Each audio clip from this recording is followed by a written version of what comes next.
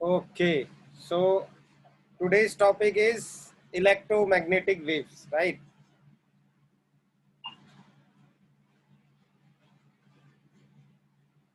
आज का टॉपिक है इलेक्ट्रोमैग्नेटिक वेव्स।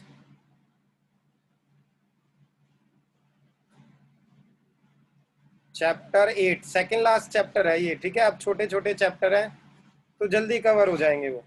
चैप्टर 8, और चैप्टर 8 क्या है? Electromagnetic waves, EMW।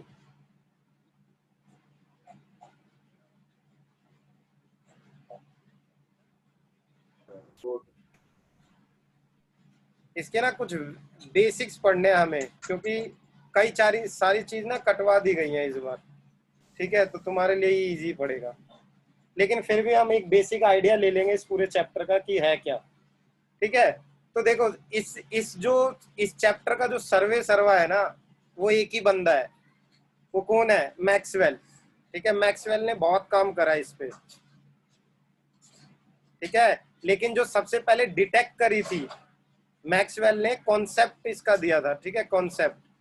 लेकिन सबसे पहले जो प्रैक्टिकली इसको ऑब्जर्व करा था, वो किसने करा था? हर्ट्ज ने करा था। हर्ट्ज, ठीक है। हर्ट्ज एक साइंटिस्ट था, उसने सबसे पहले देखा था, डिटेक्ट करा था इलेक्ट्रोमैग्नेटिक वेव्स को, EM वेव्स को सबसे पहले डिटेक्ट करने वाला बंदा वही था, हर्ट्ज, ठीक है। कैसे डिटेक्ट करा था ये भी हम देखेंगे, पहले कॉन्सेप्ट समझ लेते हैं कि होती क्या है इलेक्ट्रोमैग्नेटिक वेव, ठीक है। सो देखो, जैसे नाम से तुम्हें पता चल रहा है इलेक्ट्रोमैग्नेटिक वेव्स, ठीक है। वेव्स है ये, वेव्स, ठीक। वेव्स में क्रस्ट ऑफ ये सब होता है, नहीं होता है। सो इलेक्ट्रोमैग्नेटिक वेव बनती कैसी है, ठीक है। हाउ इलेक्ट्रोमैग्नेटिक वेव्स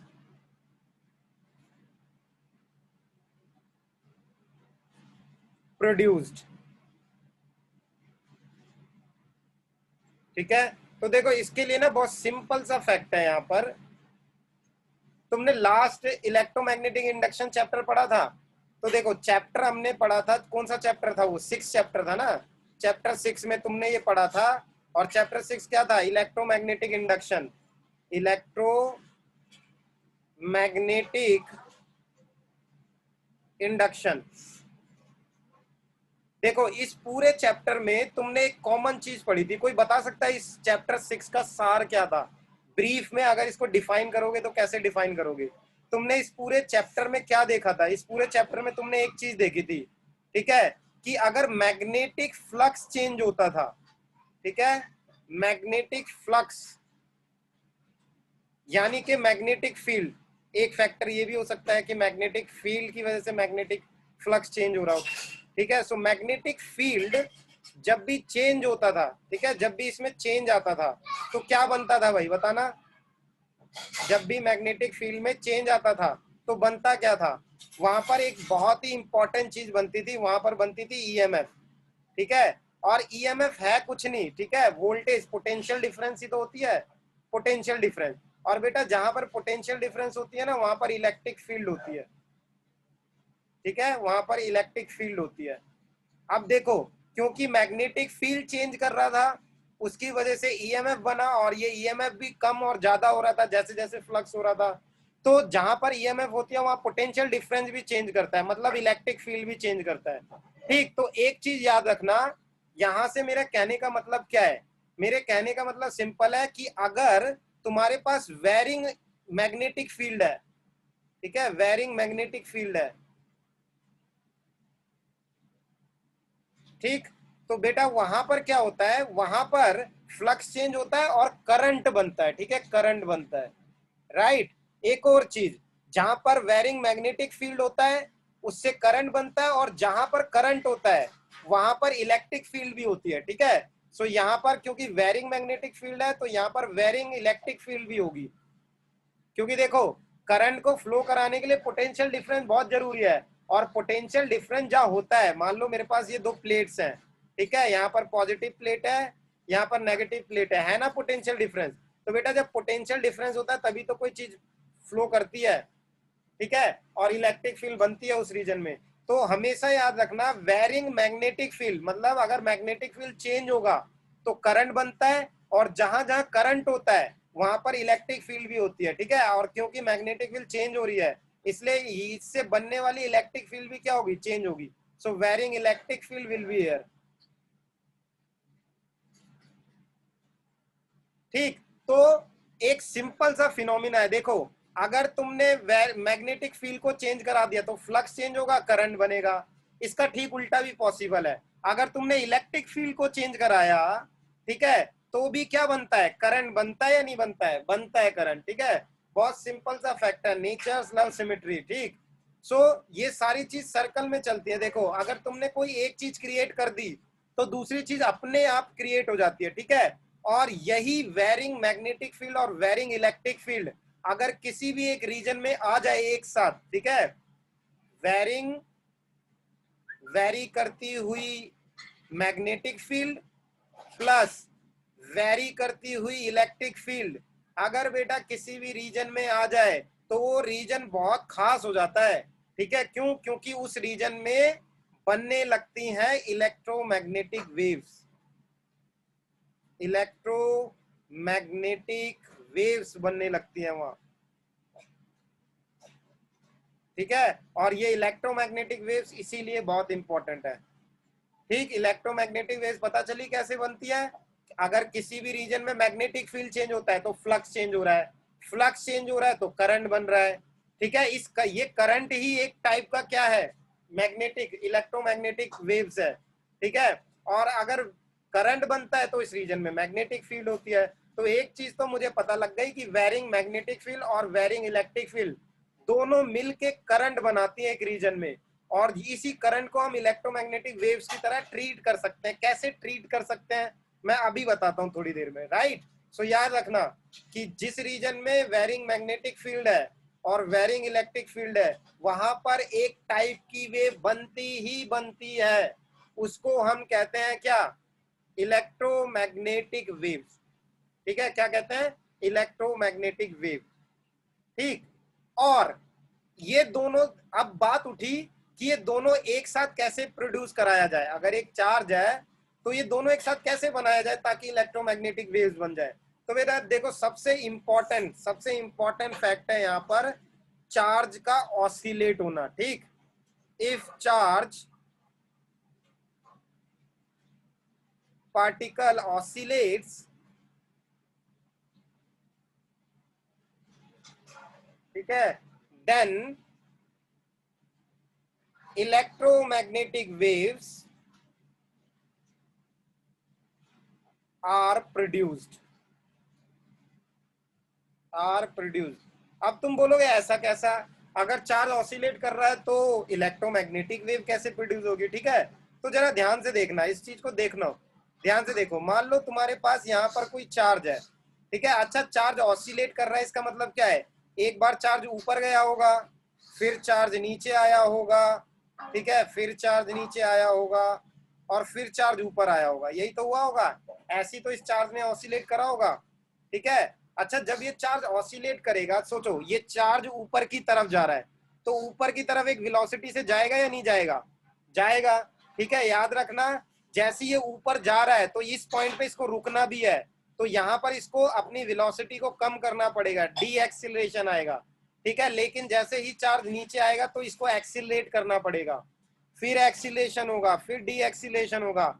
मतलब ये वाला जो चार्ज है, जो चार्ज ऑसिलेट करता है, ठीक है, ये क्या होता है, ये एक्सिलरेटेड चार्ज होता है, एक्सिलरेटेड चार्ज, ठीक है। और एक एक्सिलरेटेड चार्ज हमेशा क्या प्रोड्यूस करता है, इलेक्ट्रोमैग्नेटिक वेव्स प्रोड्यूस करता है, राइट। इस चीज को हमेशा अपने दिमाग में बांध लो कि जहां पर भी चार्ज ऑसिलेट कर रहा है वहां पर एक्सिलरेटेड मोशन हो जाता है चार्ज का, ठीक है। और जहां पर एक्सिलरेशन आ जाता है यानी कि वो चीज मूव कर रही है, ठीक है। अच्छा अगर चार्ज मूव करता है, बताना, अगर चार्ज मूव करता है तो क्या बनता है, करंट, करंट के चारों तरफ क्या डेवलप हो जाती है, मैग्नेटिक फील्ड, और जहां जहां मैग्नेटिक फील्ड होगी वहां वहां क्या होगा भाई, करंट होगा या नहीं होगा, और करंट होगा तो इलेक्ट्रिक फील्ड भी होगी। तो देखो अगर तुमने एक रीजन में एक ऐसा रीजन बनाया जहां पर इलेक्ट्रिक और मैग्नेटिक फील्ड दोनों बना दी तो वहां पर करंट बनेगा ही बनेगा, ठीक है। इस फिनोमिना से जनरेट होता है इलेक्ट्रोमैग्नेटिक वेव्स, सिंपल। ठीक है, अब इलेक्ट्रोमैग्नेटिक वेव्स कैसे दिखती हैं, देखो मैं शायद तुम्हें उससे दिखा सकता हूं एक तरीके से। इलेक्ट्रोमैग्नेटिक वेव्स, ठीक है,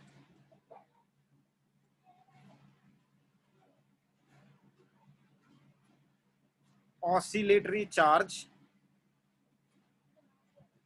oscillatory charge produces oscillatory charge produces electromagnetic wave, EM waves। शायद यहां पर तुम्हें दिखे।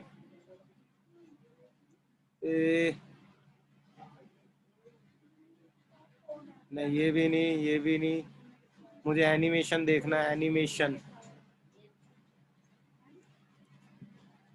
ठीक है, एनिमेशन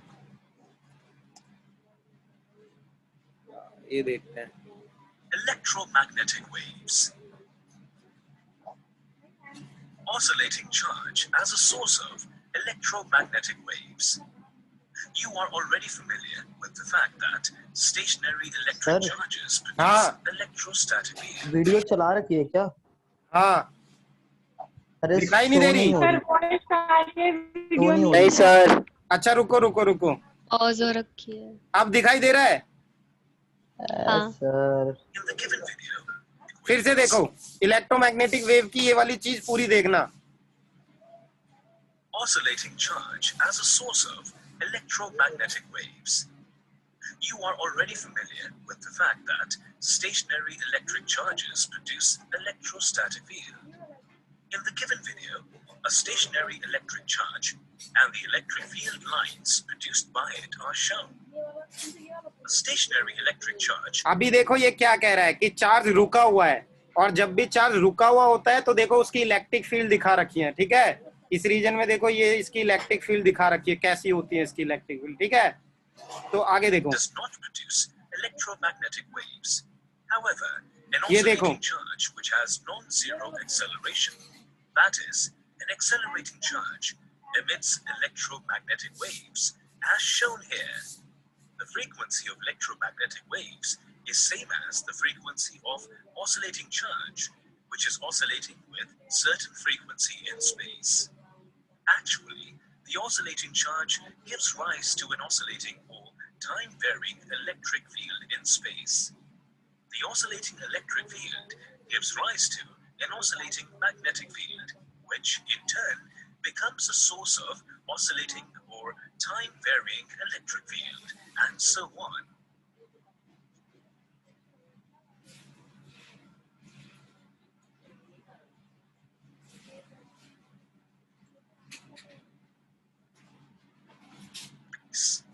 फिर से देखो यहाँ पर, फिर से देखो, ये देखो क्या कह रहा है।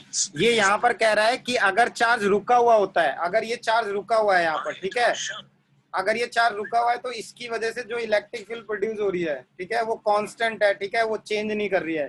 लेकिन जैसे ही ये चार्ज ऑसिलेट करेगा, इसकी इलेक्ट्रिक फील्ड्स भी क्या करेंगी, ऑसिलेट करेंगी उसके साथ साथ। ठीक है, और अगर इलेक्ट्रिक फील्ड ऑसिलेट करेंगी, इलेक्ट्रिक फील्ड चेंज होगी, ठीक, तो यहाँ पर क्या होगा, मैग्नेटिक फील्ड भी प्रोड्यूस होगी, क्योंकि चार्ज ऊपर और नीचे जा रहा है, मतलब चार्ज मोशन में है, और जब भी चार्ज मोशन में होता है तो करंट बनता है। सो करंट बन रहा है, इलेक्ट्रिक फील्ड चेंज हो रही है, और करंट जब भी बनता है तो मैग्नेटिक फील्ड भी आती है। तो इसके चारों तरफ वाला ये जो रीजन होगा, इसमें इलेक्ट्रिक फील्ड तो चेंज होगी होगी, इसके मोशन की वजह से, ऑसिलेशन वाला मोशन की वजह से क्या होगा, इसमें करंट भी प्रोड्यूस होगा, और उस करंट के चारों तरफ मैग्नेटिक फील्ड भी प्रोड्यूस होगी। ठीक है, तो जब वो magnetic field, varying magnetic field और वेरिंग इलेक्ट्रिक फील्ड कंबाइन कर जाती हैं, तो एक अलग ही फील्ड वेव्स बन जाती हैं, जिन्हें हम कहते हैं इलेक्ट्रोमैग्नेटिक वेव्स। फिर से देखो, stationary electric oscillating charge. ये देखो कितना अच्छी तरीके से समझाया ये। Electromagnetic waves. However, an oscillating charge which has non-zero acceleration, that is, an accelerating charge, emits electro. I hope तुम्हें समझ में आ गया होगा। ठीक है, आगे बढ़ते हैं हम। ये तो इजी सी चीज थी। ठीक है, चलो आगे बढ़ते हैं। उसके सेंटर में गया था, क्या उसके सेंटर में गया था, वो गोल गोल सा। वो सेंटर में क्या था? सर सेंटर में क्या था वेव्स की? Electromagnetic हाँ। wave. हाँ ये, हाँ। हाँ ये जो सेंटर में है ना भाई, यही तो है चार्ज। अरे यही वो चार्ज है जिससे इलेक्ट्रिक फील्ड लाइंस निकल रही हैं, ठीक है। और इलेक्ट्रिक फील्ड लाइंस अगर निकलेंगी, ठीक है, और ये चार्ज अगर ऑसिलेट करेगा तो क्या इलेक्ट्रिक फील्ड उसके साथ ऑसिलेट नहीं करेगी? तो अगर चार्ज एक्सीलेटेड हो जाएगा तो इलेक्ट्रिक फील्ड में वेव्स बनेंगी, जिसकी वजह से मैग्नेटिक फील्ड क्रिएट होगी। तो इस पूरे रीजन में इलेक्ट्रोमैग्नेटिक वेव्स क्रिएट हो जाएंगी ऐसे, Does not produce electromagnetic waves. However, an ये ऐसे, oscillating charge which has non-zero acceleration, that ठीक है। चलो हो गया, बहुत हो गया, आगे बढ़ते हैं। सो बेटा ऐसे प्रोड्यूस होती हैं इलेक्ट्रोमैग्नेटिक वेव्स, ठीक है, कि जब चार्ज ऑसिलेट करता है तो इलेक्ट्रिक फील्ड चेंज होगी, ठीक है। इलेक्ट्रिक फील्ड चेंज हो रही है तो वहां पर क्या बनेगी, एक करंट बनेगा, मैग्नेटिक फील्ड बनेगा, ठीक है। मैग्नेटिक फील्ड और इलेक्ट्रिक फील्ड कंबाइन कर जाएगा और क्या बना देगा, इलेक्ट्रोमैग्नेटिक वेव्स, राइट। सो इलेक्ट्रोमैग्नेटिक वेव्स की रिप्रेजेंटेशन कैसी होती है? देखो इस चीज को तो हमेशा याद रखना, varying magnetic field produces varying electric field and these both combinedly will form electromagnetic waves, right? चलो अब ये देखो इलेक्ट्रोमैग्नेटिक वेव्स दिखती कैसी हैं, रुक जाओ मैं ये भी दिखा देता हूँ तुम्हें, ठीक है। इलेक्ट्रोमैग्नेटिक वेव्स का एक डायग्राम ले लेते हैं। इलेक्ट्रोमैग्नेटिक वेव्स, ठीक है।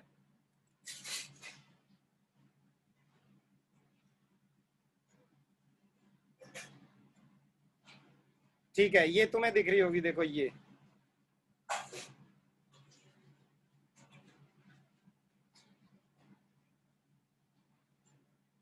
देखो इस तरीके से ये होती है इलेक्ट्रोमैग्नेटिक वेव, ठीक है। इलेक्ट्रोमैग्नेटिक वेव ऐसे चलती है, ऐसे, ठीक। तो होता क्या है यहाँ पर चार्ज ऑसिलेट कर रहा होगा, देखो इस ओरिजिन पे ना एक चार्ज रखा होगा। चार्ज तुम्हें मैं दूसरे कलर से दिखा देता हूँ, ये देखो, इससे देख लेते हैं। तो देखो यहाँ पर एक चार्ज रखा होगा, ठीक है, चार्ज क्यू।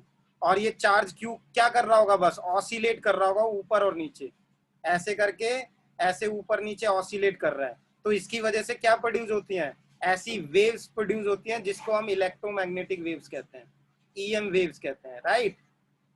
अब ये ईएम वेव्स का कॉन्सेप्ट और कैसे क्लियर होगा, ठीक है, ये बहुत अच्छे तरीके से क्लियर हो सकता है मैक्सवेल डिस्प्लेसमेंट करंट इक्वेशन से, ठीक है। सो हम वही करने जा रहे हैं, इसका एक और आइडिया लेने जा रहे हैं कि ये कैसे जनरेट होती है, कहाँ जनरेट होती है। तो चलो इसका एक और आइडिया लेते हैं। सो नेक्स्ट टॉपिक इज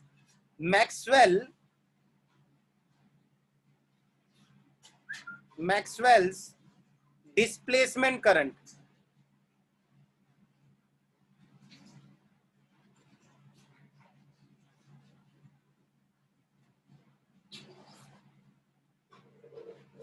ठीक है, बहुत ही इंपॉर्टेंट चीज है ये। अगर इलेक्ट्रोमैग्नेटिक वेव्स को समझना है तो सबसे ज्यादा इंपॉर्टेंट चीज यही है, ठीक है। इससे और ज्यादा क्लियर होगा। अच्छा एक बात बताना मुझे, ये कौन बताएगा मुझे, देखो अगर मेरे पास एक कैपेसिटर है यहाँ पर, ठीक है, ये कैपेसिटर है और ये मैंने एक बल्ब रख रखा है यहाँ पर, ठीक है, और इसको मैंने कनेक्ट कर रखा है डीसी सोर्स से, ठीक है।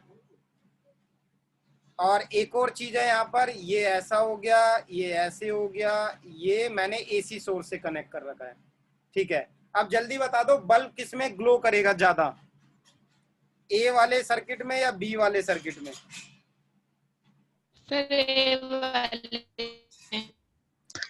सर बी वाले सर्किट में। ए वाले सर्किट में ग्लो करेगा या नहीं करेगा? सर ए वाले में ग्लो नहीं करेगा, देखो बी वाले में ग्लो करेगा। ए वाले में देखते हैं करता है या नहीं करता है। अच्छा ये बताना, जो ये कैपेसिटर होता है, इस कैपेसिटर का रेजिस्टेंस याद है, हमने एक्सी से लिखा था, और एक्सी का फॉर्मूला ओमेगा सी, राइट।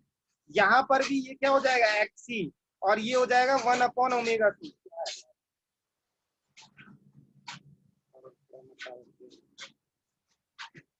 तो यहाँ पर बताओ, यहाँ पर ये डीसी सोर्स है और ये एसी सोर्स है, ठीक है, डीसी करंट सोर्स। तो यहाँ पर जो करंट जा रहा होगा, ठीक है, वो कैसा होगा, डीसी करंट होगा। और यहाँ पर जो करंट जा रहा होगा वो कौन सा करंट होगा, एसी करंट होगा। तो बताओ किसमें फ्रीक्वेंसी होगी, किसमें नहीं होगी frequency? Frequency DC current D वाले में होगी। हाँ, फ्रीक्वेंसी इस करंट की क्या होगी, 0 होगी। अच्छा फ्रीक्वेंसी अगर 0 हो गई तो चलो इसका रेजिस्टेंस निकालते हैं, तो ये हो जाएगा XC 1/ωc। याद है ओमेगा को क्या लिखते थे, 2πf, ठीक है। तो यहां पर अगर f की वैल्यू 0 हो जाएगी तो ये 1/0 हो गया, मतलब इन्फिनिटी। मतलब ये जो कैपेसिटर है, कैपेसिटर डीसी करंट को क्या कर देता है, ब्लॉक कर देता है, ठीक है। सो यहां पर मुझे समझ में आया कि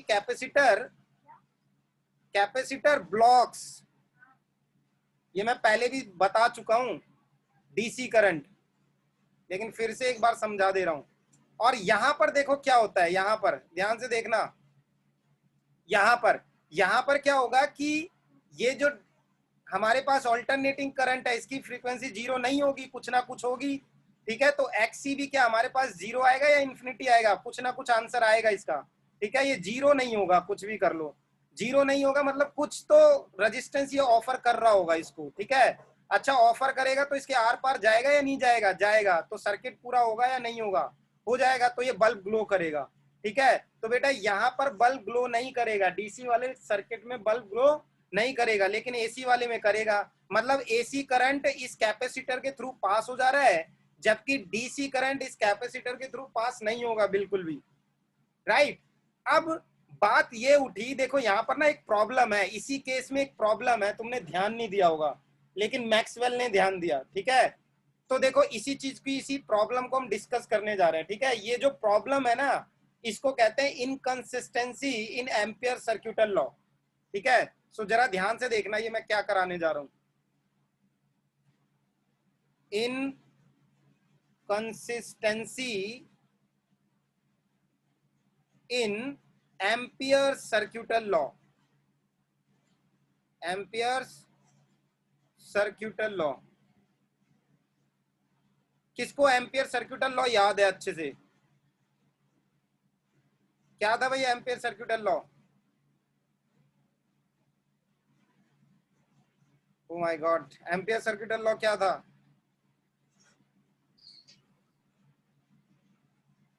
sir mu naught sir formula बताना है। हाँ BDL equals to mu naught है। ये था ना भाई। अब इसका सिंपल मीनिंग तो ये था कि जहां जहां करंट होगा वहां क्या होगी, मैग्नेटिक फील्ड होगी, ठीक है। If there is a current, there is a current in a wire, ठीक है, तो also magnetic field will exist there,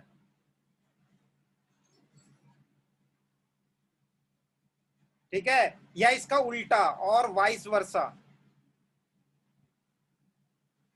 भाई देखो जहां जहां करंट है वहां मैग्नेटिक फील्ड होगी, ये बात सही है या नहीं, बिल्कुल सही है, ठीक है। जहां जहां करंट है वहां मैग्नेटिक फील्ड होगी। इसका रिवर्स देखो, इसका रिवर्स क्या होगा, जहां जहां मैग्नेटिक फील्ड है वहां हम करंट भी निकाल सकते हैं। यही तो था एम्पियर सर्क्यूटल लॉ, कि अगर कहीं पर तुम्हें मैग्नेटिक फील्ड फाइंड आउट करनी है करंट की वजह से तो कैलकुलेट कर सकते हैं।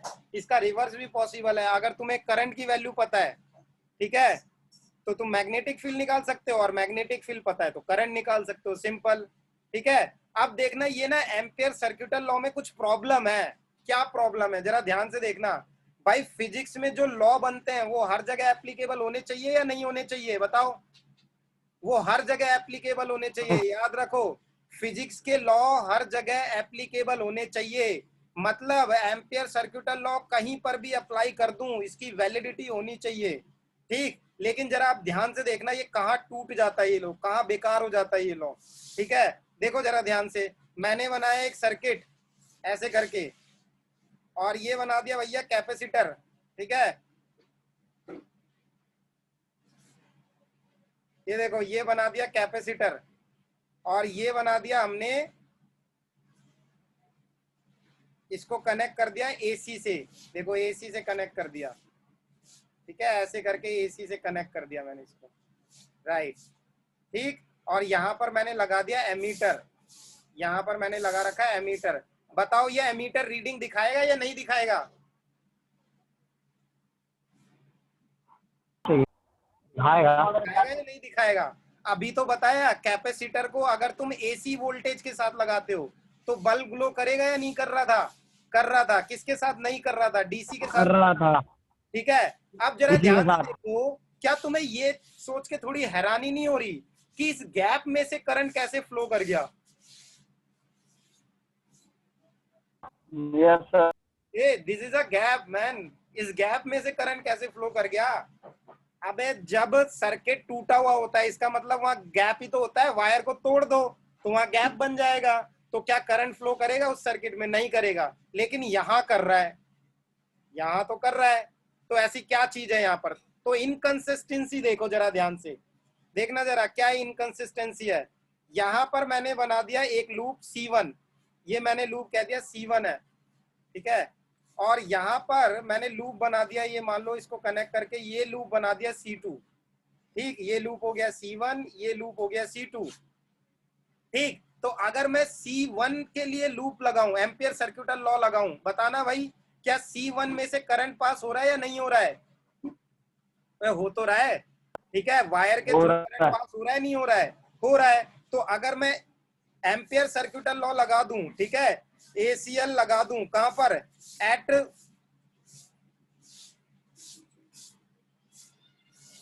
ACL,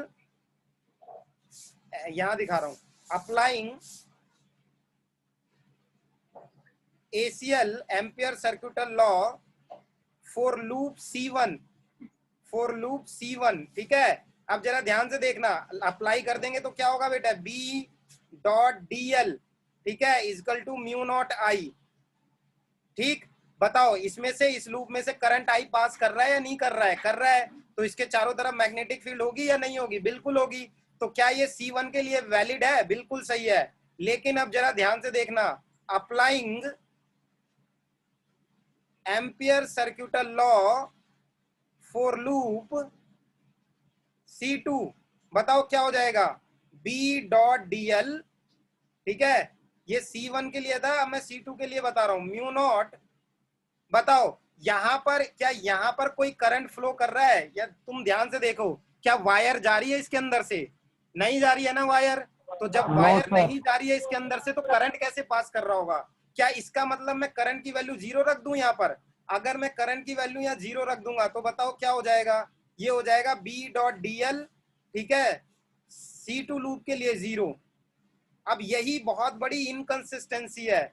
मतलब सर्किट में करंट फ्लो कर रहा है, पूरे सर्किट में करंट फ्लो कर रहा है। एक जगह एम्पियर सर्किटल लॉ वैलिड हो रहा है, लेकिन एक जगह एम्पियर सर्किटल लॉ वैलिड नहीं हो रहा। तो क्या ये बहुत बड़ी घपलाबाजी है या नहीं है? इनकंसिस्टेंसी है या नहीं है?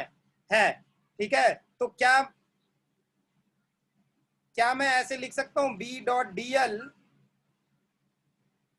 for C1 does not equal to B.dl for C2, ठीक है। लेकिन बेटा हमने तो ये पढ़ा है कि अगर कोई भी लॉ बनाते हो तो वो हर जगह वैलिड हो रहा है, लेकिन यहां पर देखो वैलिडिटी इसकी खत्म हो रही है। इसको कहते हैं inconsistency in ampere circuital law.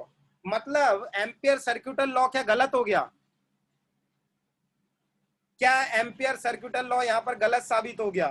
देखो एम्पियर सर्किटल लॉ गलत नहीं है, लेकिन यहाँ पर अधूरा है, ठीक है। यहाँ पर एम्पियर सर्किटल लॉ को पूरी तरीके से डिफाइन नहीं करा गया है। याद रखना, जो करंट वायर के थ्रू फ्लो करता है उसे हम कंडक्शन करंट कहते हैं, कंडक्शन, ठीक है, कंडक्शन करंट। और तुम ये देख रहे हो कि सर्किट पूरा हो रहा है, हर चीज हो रही है, ये एमीटर सब रीडिंग दिखा रहा है, मतलब करंट तो पास हो रहा है। तो वो जो एम्पियर सर्किटल लॉ यहाँ वैलिड हो रहा है वो यहाँ इनवैलिड हो जा रहा है, क्योंकि यहाँ तो कोई वायर ही नहीं है, मतलब कोई करंट नहीं होगा। इसका मतलब ये इनवैलिडिटी दिखा रहा है, इनकंसिस्टेंसी दिखा रहा है। मतलब एम्पियर सर्किटल लॉ क्या गलत है? एम्पियर सर्किटल लॉ गलत नहीं है, इनकंसिस्टेंस है, ठीक है, अधूरा है। तो उसको आके कंप्लीट किसने करा? इसमें कुछ कमी है, इसको आके कंप्लीट करा किसने भाई? मैक्सवेल ने। किसने? मैक्सवेल ने इसको कंप्लीट करा, ठीक है। तो अब हम पढ़ने जा रहे हैं Maxwell modification, Maxwell modification for ampere circuital law, ampere circuital law. तो बहुत दिमाग लगाया मैक्सवेल ने बोला गलती कहाँ हो रही है, जब पूरे सर्किट में करंट फ्लो हो रहा है तो एक जगह वैलिड हो रहा है एम्पियर सर्किटल लॉ, दूसरी जगह नहीं हो रहा, ऐसे कैसे हो रहा है। ठीक है, और देखो ये भी बात तुम्हें समझ में आ रही है कि अगर करंट इस एमीटर तक पहुंच रहा है और ये रीडिंग दिखा रहा है, मतलब बेटा यहाँ कोई ना कोई तो करंट बन रहा है। ठीक है, अब वो करंट वायर्स के थ्रू ना डिलीवर होके किसके थ्रू डिलीवर हो रहा है, किसी और फिनोमिना के थ्रू डिलीवर हो रहा है। ठीक है, अच्छा वो करंट जो वायर्स के थ्रू ना डिलीवर हो, ठीक है, ऐसे करंट को डिस्प्लेसमेंट करंट कहते हैं। क्या कहते हैं? Displacement current. ऑडियो कट रही है, ठीक है, ये वीडियो देख लेना फिर। ठीक है, सो बेटा यहाँ पर देखो कैसे इनकंसिस्टेंसी को दूर करा उसने एम्पियर सर्किटल लॉ मैक्सवेल ने। ठीक है, मैक्सवेल ने बस एक करंट इंट्रोड्यूस करा जिसको उसने नाम दिया क्या? Displacement current. अब डिस्प्लेसमेंट करंट सुनो क्या होता है, ध्यान से सुनना, व्हाट इज डिस्प्लेसमेंट करंट, क्योंकि यही बहुत इंपॉर्टेंट चीज है। ठीक, so displacement current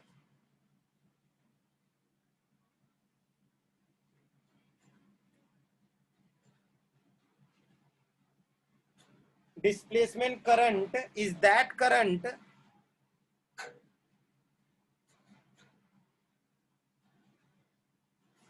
which comes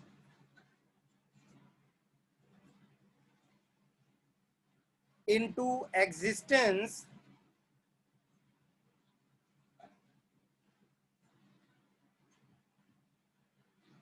in addition to conduction current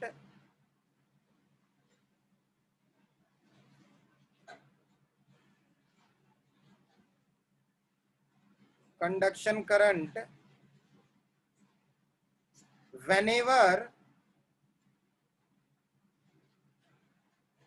the electric field